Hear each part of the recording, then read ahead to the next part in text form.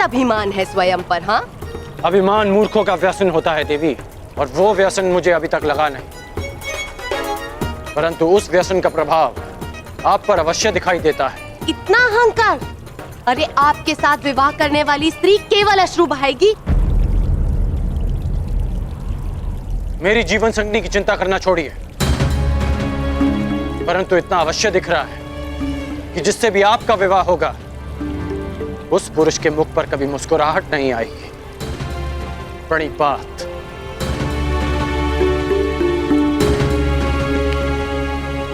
हाँ, अभिमानी। चलो, कम से कम ये तो ज्ञात हो गया कि राजकुमारी को किससे विवाह नहीं करना चाहिए।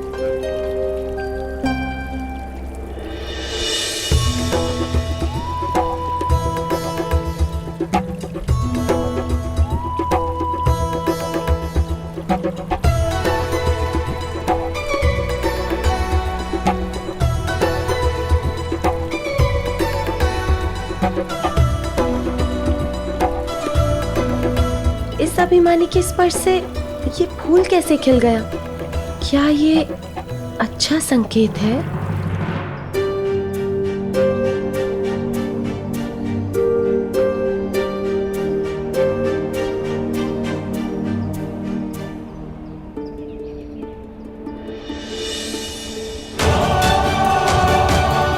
ये फूल कैसे मुरझा गया? क्या ये कोई बुरा संकेत है?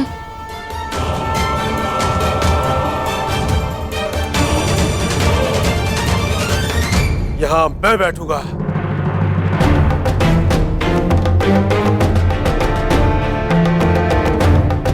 जहां मद्र नरेश की दृष्टि पड़ जाती है वो स्थल उसका हो जाता है चोलराज। अब ये स्थान मेरा है।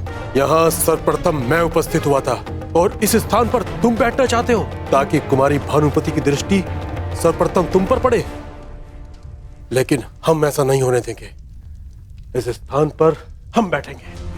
आप दर्पण देखा करें चोलराज, दरिद्रता आपके मुख पर विराजमान है और आप इस प्रथम स्थान पर विराजने आ गए।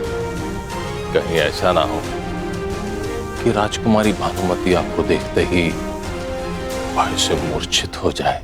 आप हमारा अपमान कर रहे हैं। अपमान तो उसका होता है जिसका कोई मान हो। हम तो आपको अपमान के योग्य भी नहीं समझते।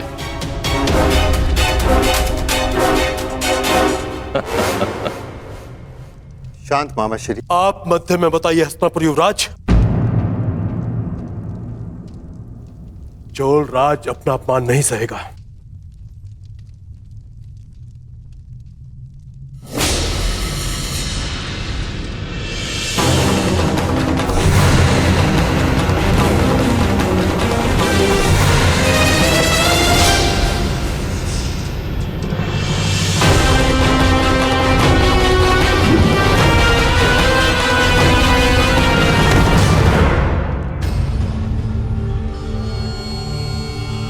क्या हुआ चोलराज? उठो, प्रहार करो। मुझे क्षमा करें मद नरेश।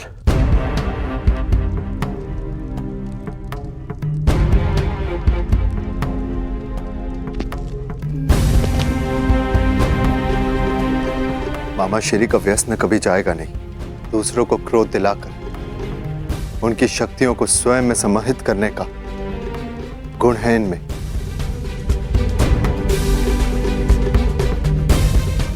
चलो अर्जुन।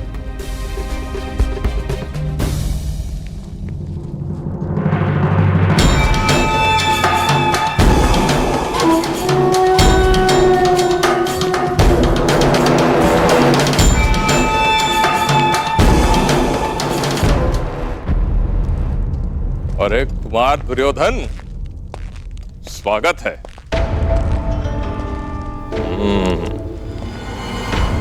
युवराज न बन पाने का क्षोभ आप स्वयंवर में विजय होकर दूर करना चाहते हो।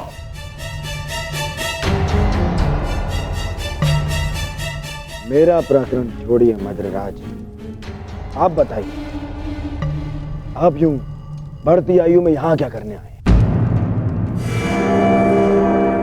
अरे हाँ, कहीं अपने आप को युवा सिद्ध करने के भ्रम को बनाए रखने के लिए?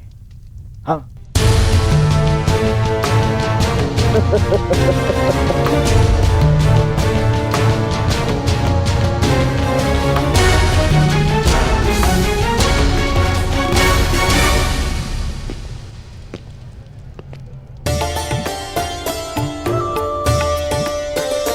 सखी, उसे देख रही हो? भूल से भी उसे मत चुनना अपना वर, बहुत ही अभिमानी है।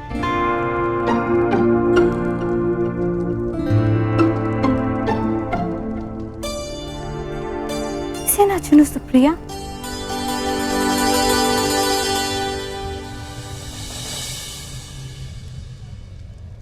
अब जाने दो, वैसे भी वो उनमें सम्मिलित है ही नहीं जो आपसे विवाह करने के इच्छुक हैं। तो इस पे तुम्हारा मुंह क्यों खिल उठा? लगता है जैसे उसे तुमने पहले से ही पसंद कर रखा है। नहीं सखी, ऐसा नहीं है।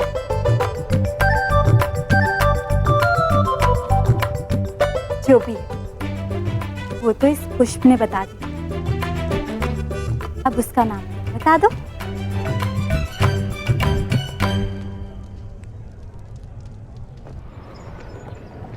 वृषाली। काका काकी,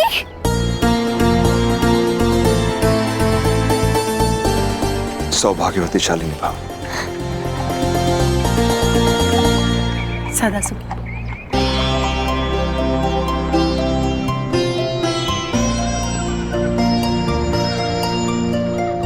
अब तो तुम सदा के लिए मेरे पास आने वाले।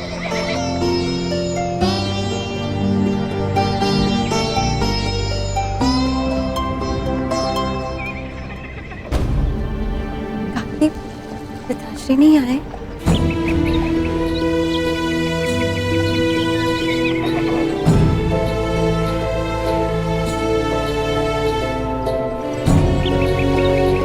काका काकी, कर्ण तो है नहीं यहाँ। जानता हूं। हस्तिनापुर में सूचना, कुमार दुर्योधन उसे अपने साथ कलिंग ले गए। परंतु आप चिंता मत कीजिए, मैं हूँ यहाँ आपके स्वागत के लिए। चिंता की बात है वृषाली, युवराज के साथ कुमार अर्जुन भी गए।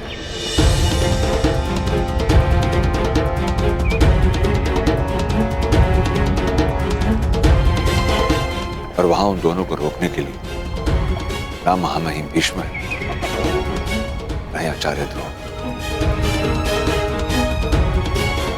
कहीं कर्ण और कुमार अर्जुन के बीच कोई टकराव हुई, कुछ भी हो सकता है।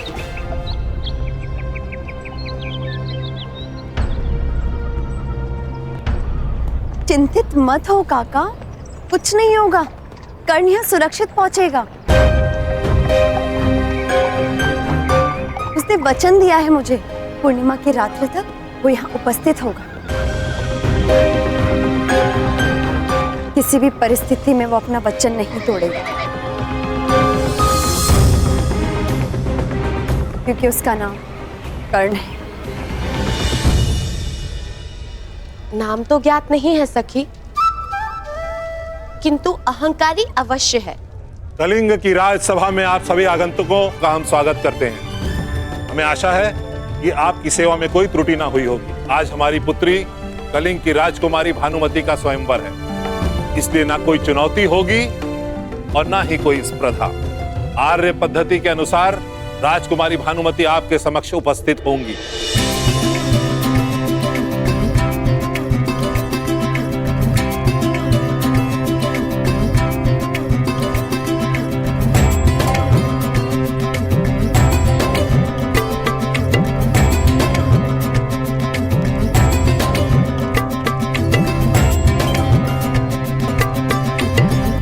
मेरी पुत्री भानुमति आप सभी का परिचय जानेगी और जिस किसी को वो अपना वर चुनेंगी उसी के साथ उनका विवाह संपन्न होगा।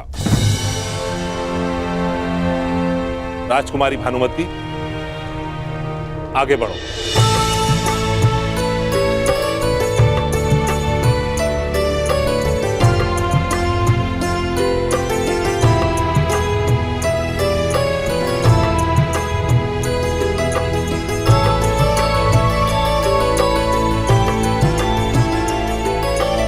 ये है मद्रुपति, महाराज शल्य, तलवार चलाने और मल्ल युद्ध में निपुण। इनका युद्ध कौशल समस्त आर्यवर्त में विख्यात है।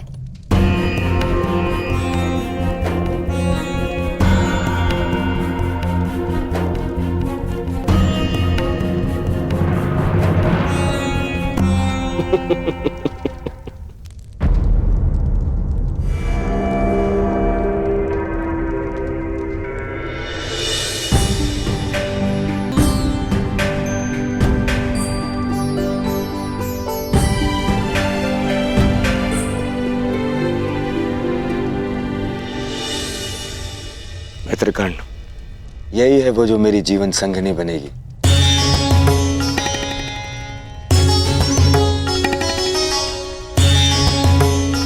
कदाचित पूर्णिमा के पश्चात हम दोनों का विवाह एक साथ ही होगा।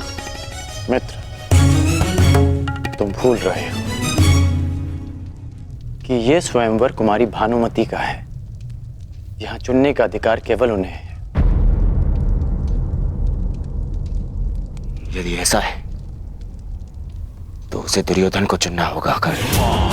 अब भानुमति का विवाह दुर्योधन से ही होगा।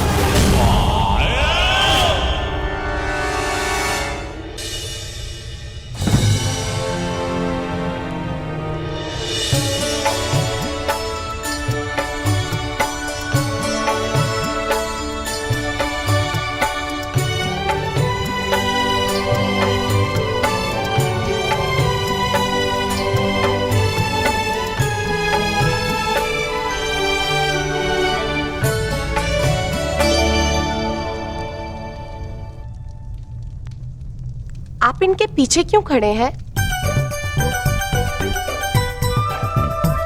कौन है आप?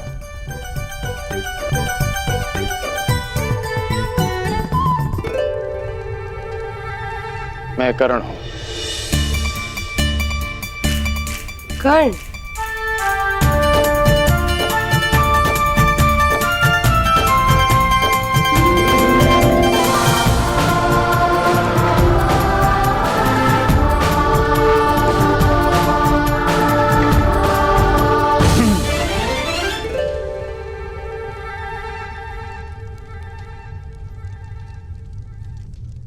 और ये है हस्तिनापुर कुमार,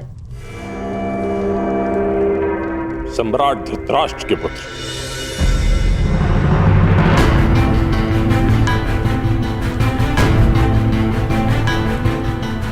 ये लगभग यहां अनामंत्रित ही हैं।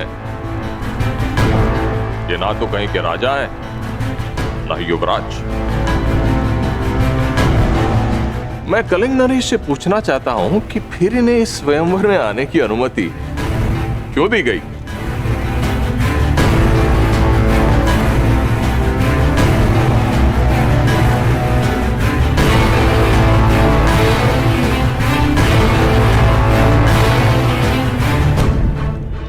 मैं कलिंग नरेश से पूछना चाहता हूं कि फिर इन्हें इस स्वयंवर में आने की अनुमति क्यों दी गई?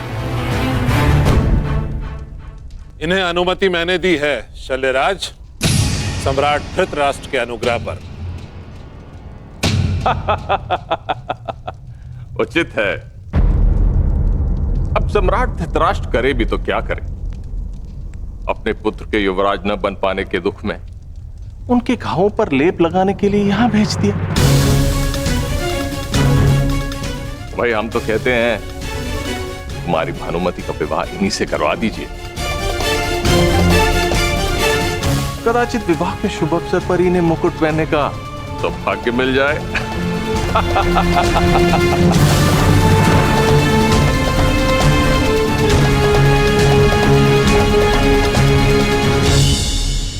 राजकुमारी भानुमति किससे विवाह करेगी, ये उसका अधिकार है, आपका नहीं शल्यराज।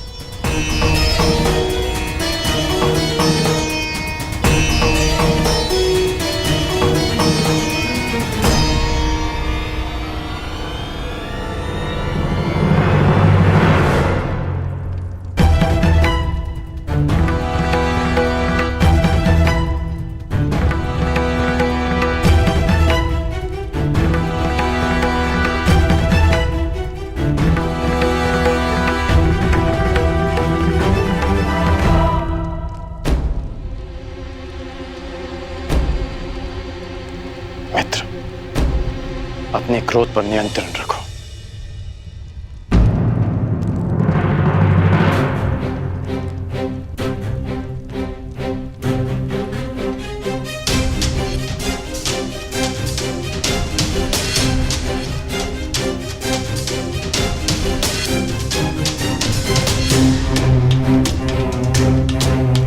पांडव नामक कांटे के वृक्ष से अगला शूल तुम्हें न चुभ जाए, इसलिए युधिष्ठिर से पहले तुम्हें विवाह करना ही होगा। बस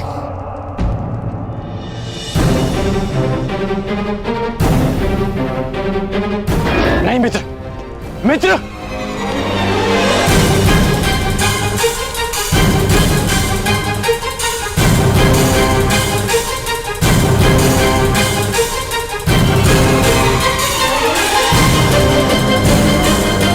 यह अपराध है, ये स्वयंवर नहीं हरण है। स्वयंवर कहो या हरण, मैंने भानुमति का वरण कर लिया है।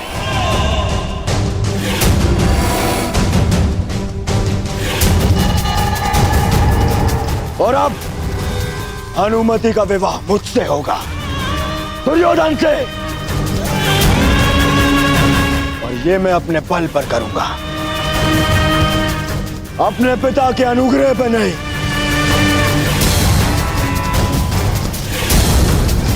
तुम में से जिसके भी बाहु में बल हो, वो मुझे रोकने का प्रयास कर सकता है।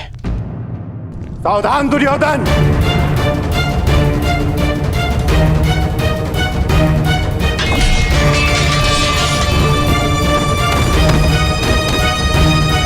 अरे स्वयंवर में हस्तिनापुर का आमंत्रित कुमार स्वयंवर का हरण कर ले, ये हस्तिनापुर की मर्यादा का हनन है और नारी की गरिमा का भी।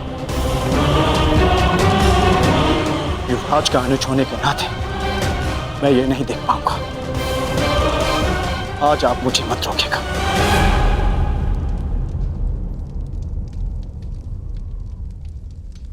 सावधान दुर्योधन!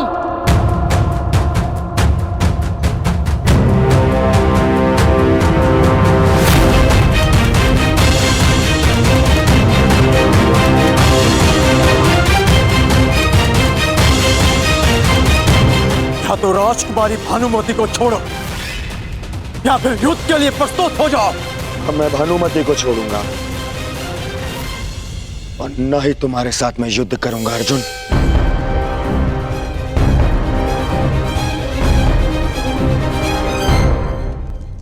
मित्रगण,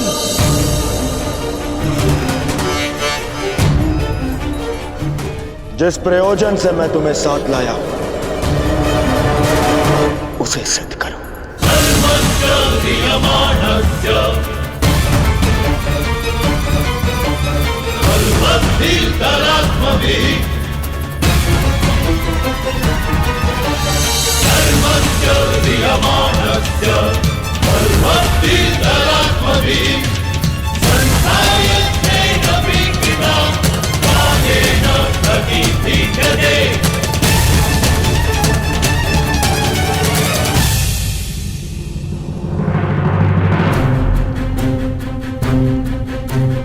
अर्जुन!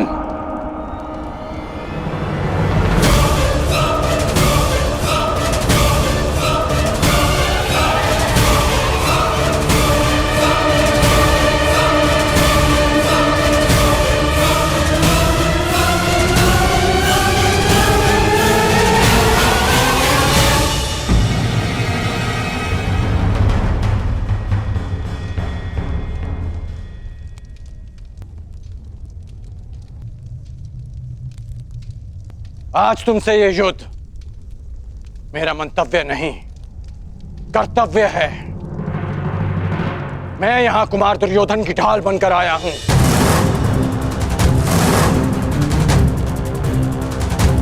आज हमारे बीच कोई नहीं, ना आचार्य द्रोण, ना पितामह, ना दिन बीतने की चिंता और ना ही किसी निर्दोष के मारे जाने का भय। हाँ,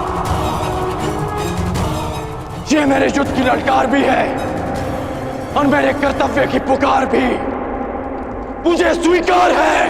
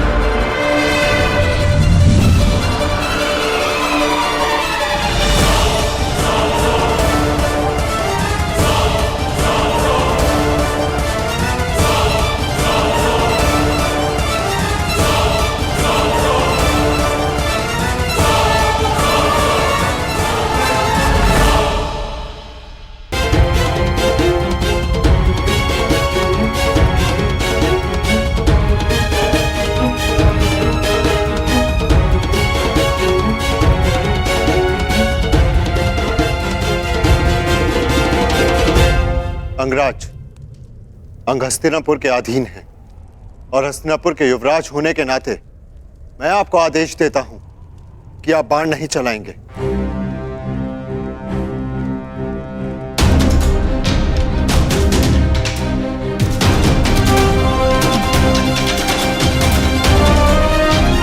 और अर्जुन, यदि तुम्हें अपने ज्येष्ठ भ्राता का तनिक भी मान है तो तुम प्रहार नहीं करोगे।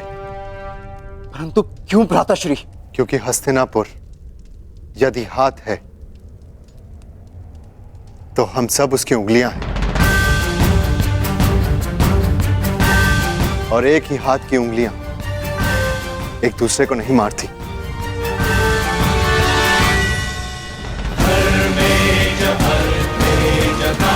क्योंकि एक ही तनुर के बाण एक दूसरे को नहीं काटते। दुर्योधन ने उचित किया या अनुचित, ये एक पारिवारिक प्रकरण है। इसका निर्णय हस्तिनापुर में लिया जाएगा, यहां नहीं।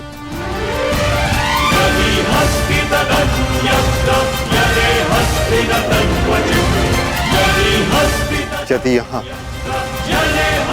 हस्तिनापुर के कुमारों के मध्य संघर्ष हुआ तो हस्तिनापुर उपहास का पात्र बन जाएगा। परंतु यह युद्ध मेरे और कर्ण के मध्य है।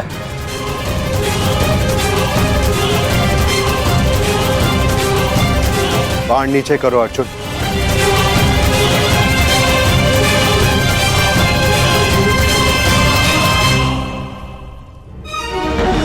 अंगराज, इस समय अनुज दुर्योधन के प्रतिनिधि हैं।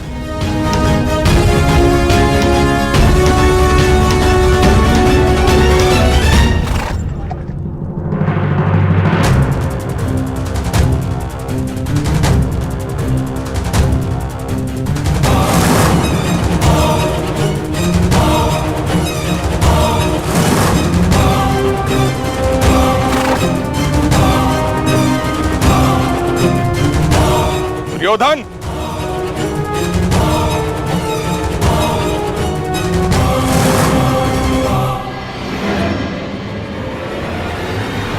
मेरे मार्ग में मत आइए मद्र नरेश। मेरा परामर्श है आप सही मार्ग पर वापस आ जाए।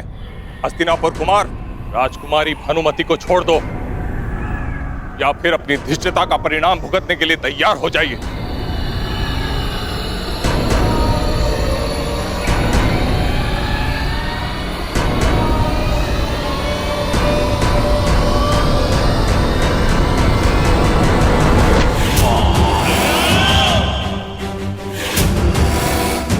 परिणाम की चिंता व्यापारी करते हैं,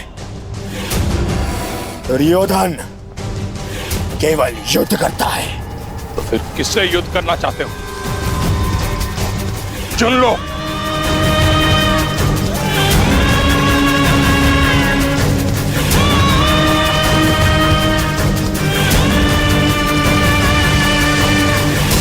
इससे,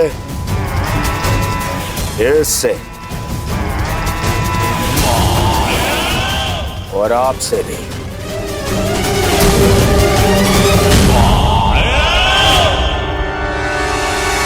युवराज युधिष्ठिर, यदि कोई और दिन होता तो आपके इस तर्क की काट अवश्य प्रस्तुत करता, परंतु आज मेरे मित्र को मेरी सहायता की आवश्यकता है।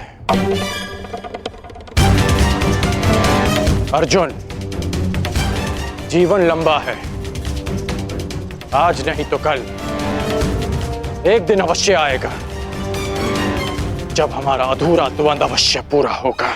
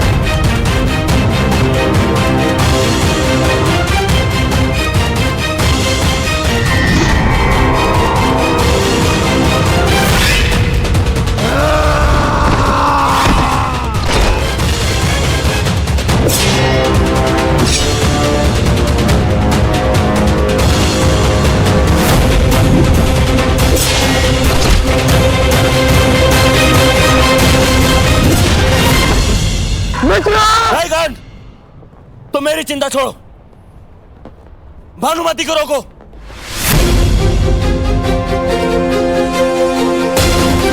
कौन? रोको उन्हें।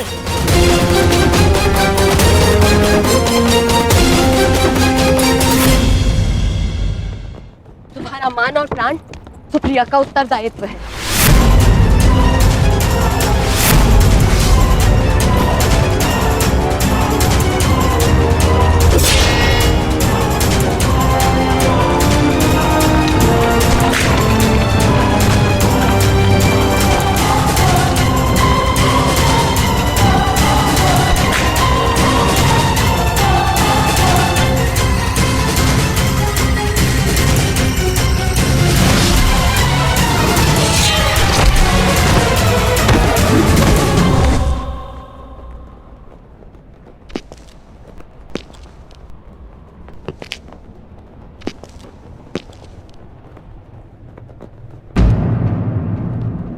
क्या हुआ दुर्योधन?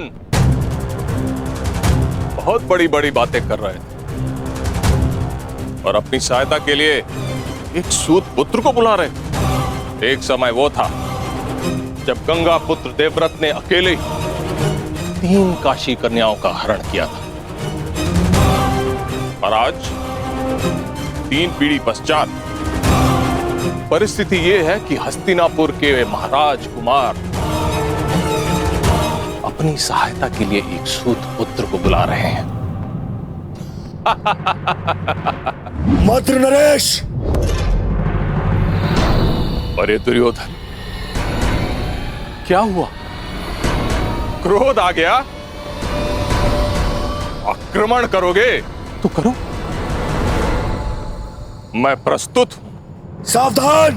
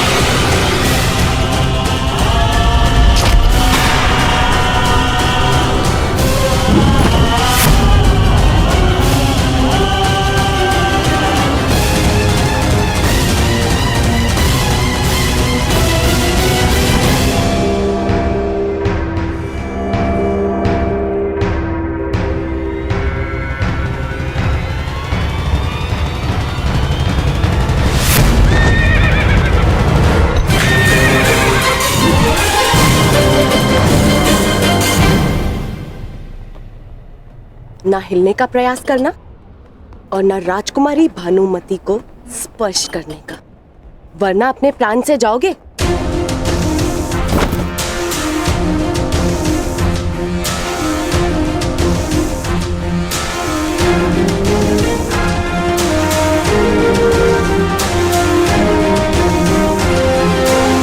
तो तुम द्वंद्व करना चाहती हो तो आओ, आगे बढ़ो।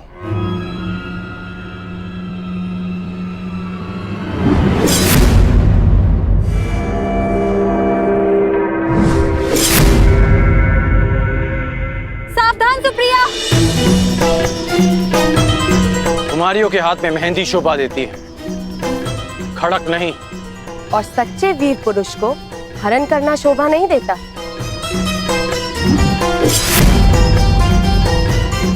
जितनी तीव्रता तुम्हारी जीभ में है, उतनी तीव्रता तुम्हारे प्रहार में नहीं कुमारी। रुक जा। जो रुक गया वो विजय कैसे प्राप्त करेगा?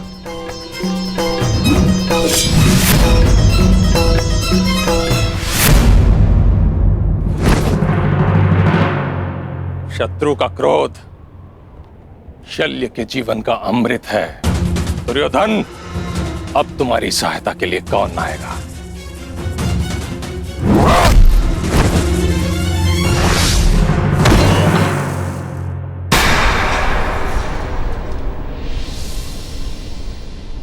बस हुआ, खेल समाप्त।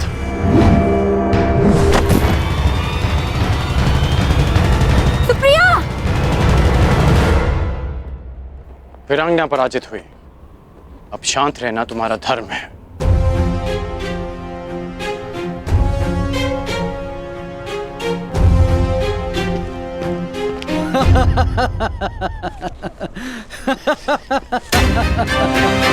बस करो हस्तिनापुर युवराज, क्यों कौरव वंश को लज्जा रहे हो? अपनी गदा उठाने के लायक तो हो नहीं, भानुमति को कैसे ले जाओगे? हम सबका अपमान करने वाले, देखते हैं अपना मान कैसे बचा पाओगे। अपमान का प्रतिकार है शत्रु के प्राण।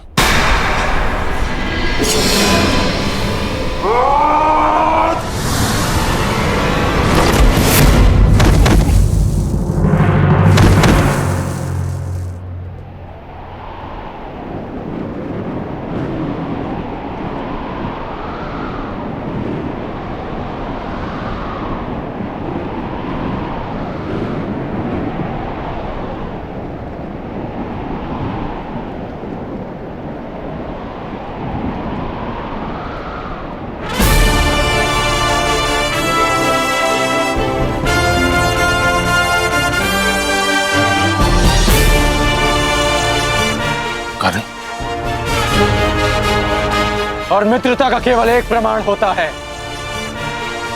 समर्पण।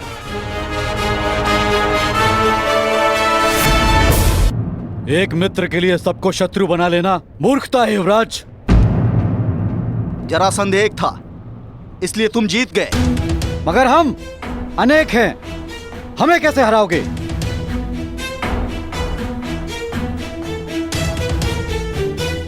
राधे का केवल एक लक्ष्य है, परिवर्तन।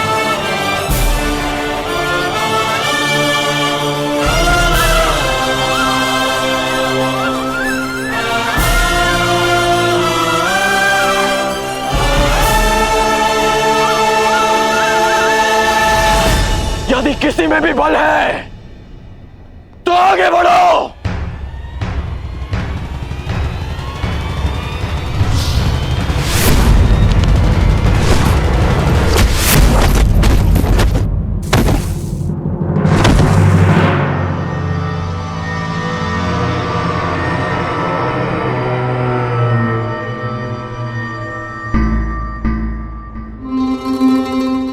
आनंद आएगा। स्वयंवर में विजय प्राप्त करने से अधिक तुम्हें पराजित करने में आएगा कर्ण।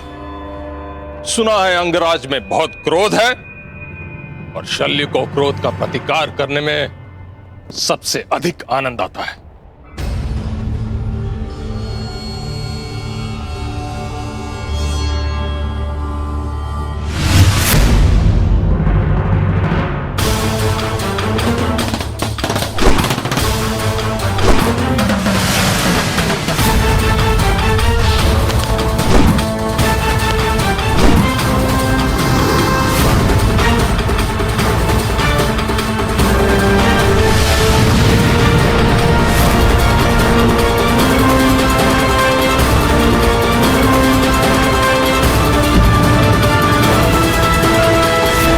हट भी है।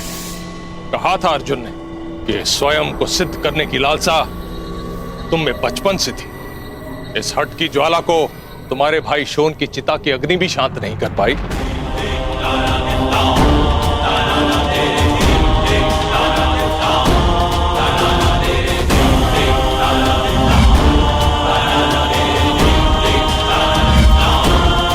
क्रोध आ रहा है कर्ण।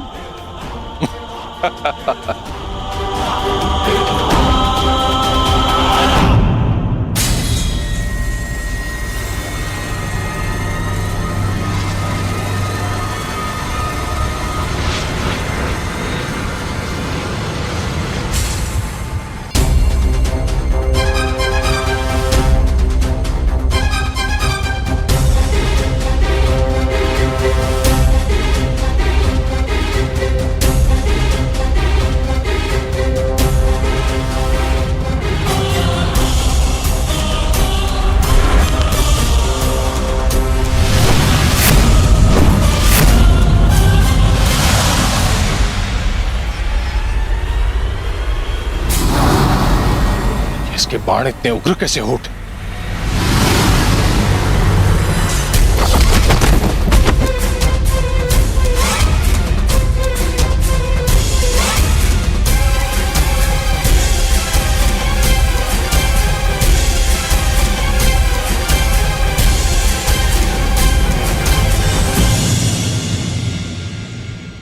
तुम्हारे क्रोध से मुझे शक्ति मिलनी चाहिए थी, फिर ऐसा क्यों नहीं हुआ?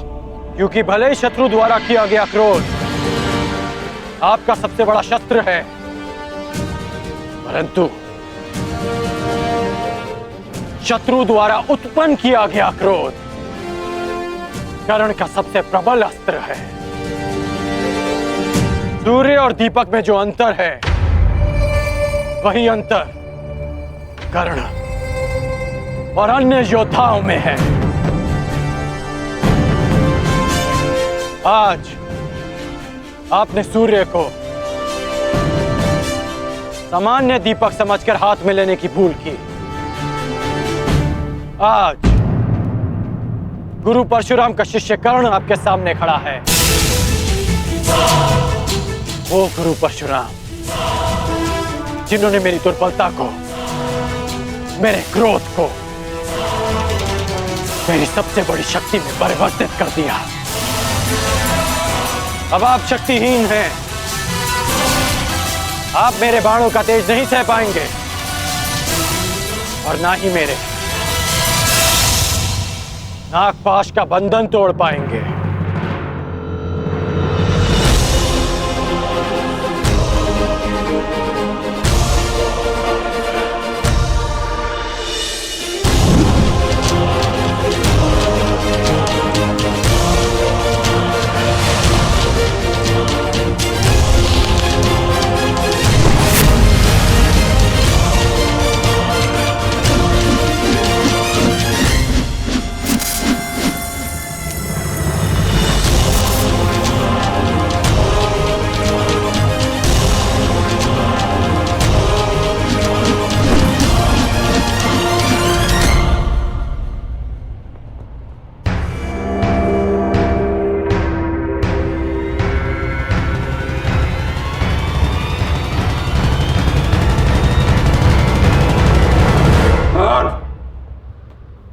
मुझे बंधन में मत बांधो कर्ण, हमारा वध कर दो, नहीं तो शल्य को कभी शांति नहीं मिलेगी। जैसे सूर्य को राहु के ग्रहण से सदा भय रहता है, अगर हम जीवित बच गए हम राहु की तरह तुम्हारी कुंडली पर छा जाएंगे कर्ण, सदा सदा के लिए तुम्हें ग्रास जाएंगे। हमें मुक्त करो कर्ण। राधे चुनौती समाप्त करता है, चुनौती देने वालों को नहीं। आपकी चुनौती समाप्त हुई, इसलिए अब यह युद्ध भी समाप्त हुआ।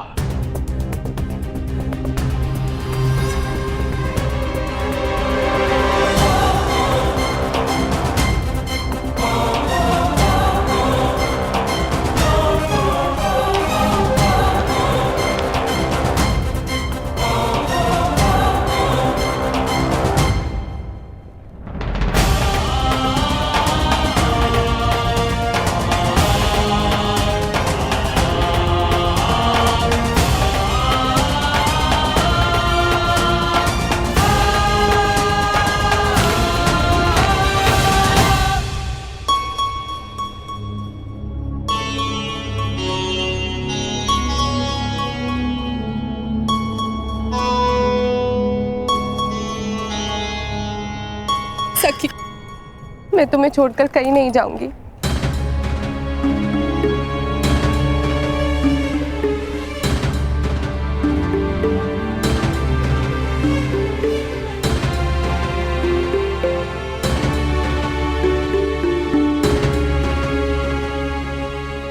मेरा अनुमान सही सिद्ध हुआ मित्र। मैंने तुम्हें यहाँ लाकर कोई भूल नहीं की।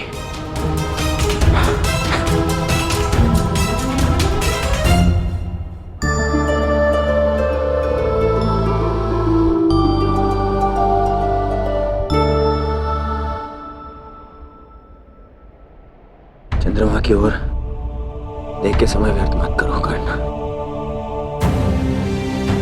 तुम्हें अभी एक और वचन को पूर्ण करना है। पूर्णिमा के पूर्ण होने से पूर्व हमें अंग प्रदेश पहुंचना है।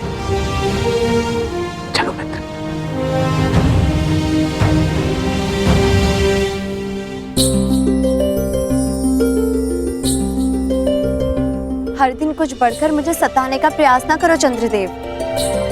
तुम्हारे पूर्ण होने से पूर्व ही मेरा कर्ण अपना वचन पूर्ण करेगा। मेरे जीवन का सूर्य मेरा कर्ण मेरे समक्ष प्रस्तुत होगा।